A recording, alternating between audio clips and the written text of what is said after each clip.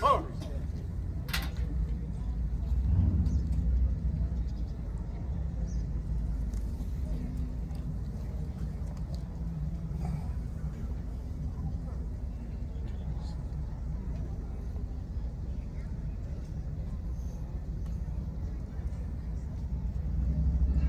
Pulse. Order. Order. March.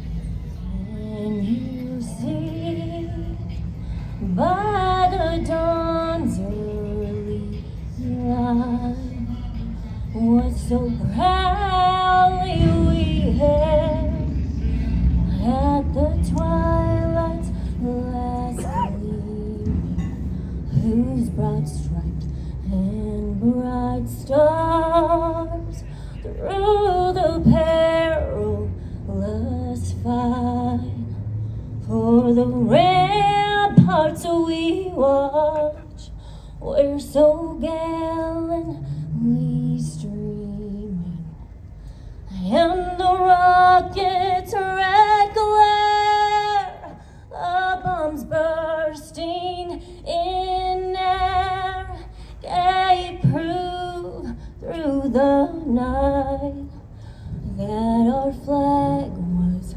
still there.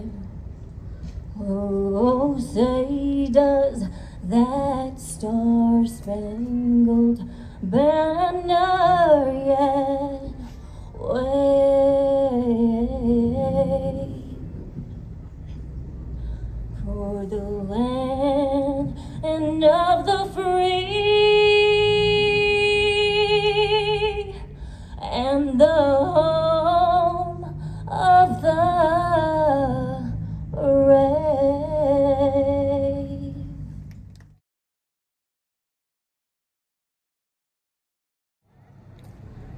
Tribal nations are sovereign governments with their own laws, leadership, languages, and territories. Many tribal nations were organized into bands, smaller family-based communities that moved seasonally, hunted together, and governed themselves within the larger tribal nations. These nations and bands were not obstacles.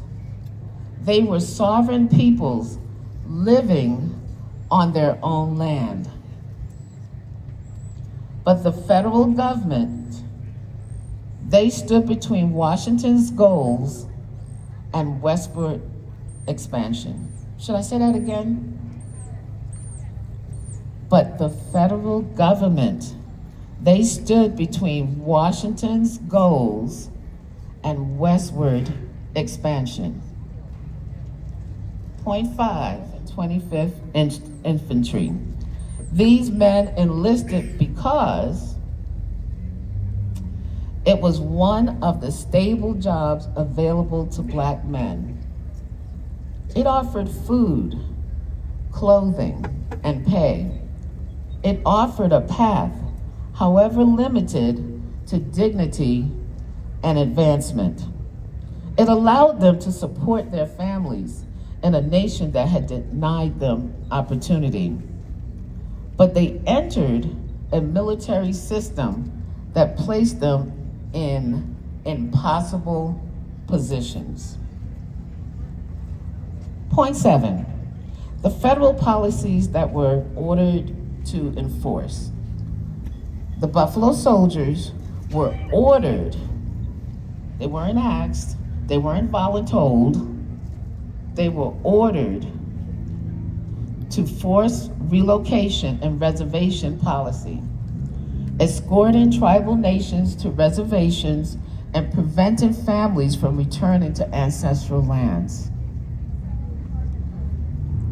There was restriction of tribal movement, patrolling the trails, stopping tribal families from moving freely, and enforcing boundaries tribal people never agreed to. There was protection of settlers, railroads, and federal interests. They were guarding wagon routes, railroads, and telegraph lines, as well as the new settlements. There was destruction of the buffalo, which is where I believe they got their name. It wasn't really the woolly hair so much. The Army understood the buffalo was central to Native survival. So soldiers were ordered to kill buffalo in massive numbers, not for food, but as a military strategy to force tribal nations into dependency. These policies benefited settlers by creating safety, stability, and opportunity. But the policies also created great loss, displacement, and hardship to tribal nations. And they placed Black soldiers, mainly formerly enslaved, in the middle of a system they did not design and could not refuse. Point 7. Oh, I think I'm up to 8. Okay, stay with me. The consequences of disobedience, the policies, the pressures, the land, the tribal nations, the buffalo soldiers, and the consequences. We are not reopening old wounds. We're not. We are finally allowing them to heal. Everybody exhale for a moment. Let's get some healing going. I see somebody in the back, so let's go. Understanding this history benefits us now in 3 powerful ways. It helps us see each other with compassion instead of judgment. We understand that tribal nations were defending their homelands. We understand that Black soldiers were obeying orders under threat of severe punishment.